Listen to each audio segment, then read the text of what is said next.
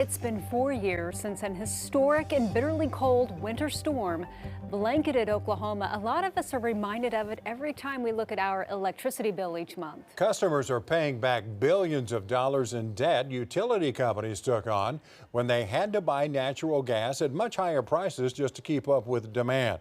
Those extra charges will be on our bills for more than a decade to come. But tonight, one state lawmaker is saying that money should be given back to certain utility customers. News 4's Tanner DeLeon is here to explain. Tanner.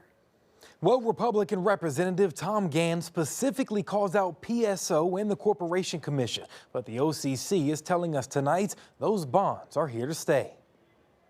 A major request now before the Oklahoma Supreme Court. In a brief filed Thursday, Republican Representative Tom Gahn wants nearly $700 million in ratepayer-backed bonds to cover PSO's expenses from the historic winter storm in 2021, invalidated and millions refunded to customers. He says the Corporation Commission never included a required audit of those bonds during a recent PSO rate hike request. In addition, Gahn alleges the original bonds approved to cover winter storm costs, totaling nearly $700 million, were never audited either, which he says makes them invalid. Repayments on those bonds have been collected each month on PSO customers' electric bills and are set to continue for 17 more years. The OCC telling News 4 in a statement, quote, "This matter was fully litigated and the issue is closed. The time to appeal is long expired."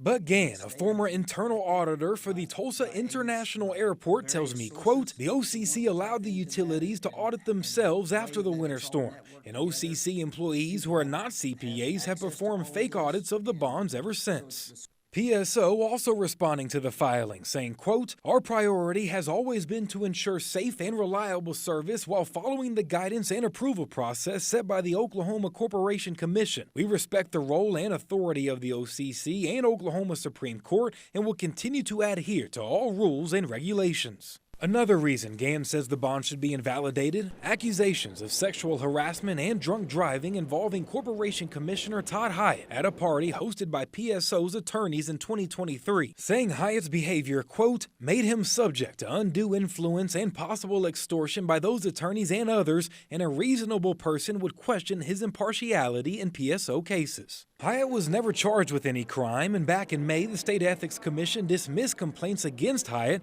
including one that accused him of violating a rule on conflict of interest in regards to that 2023 party, saying, quote, "Their decision took into account the constitutional requirements for the Corporation Commission, the legislative nature of the rate hikes, and Oklahoma case law, including the well-recognized rule of necessity." But Gahn argues that should not be the case.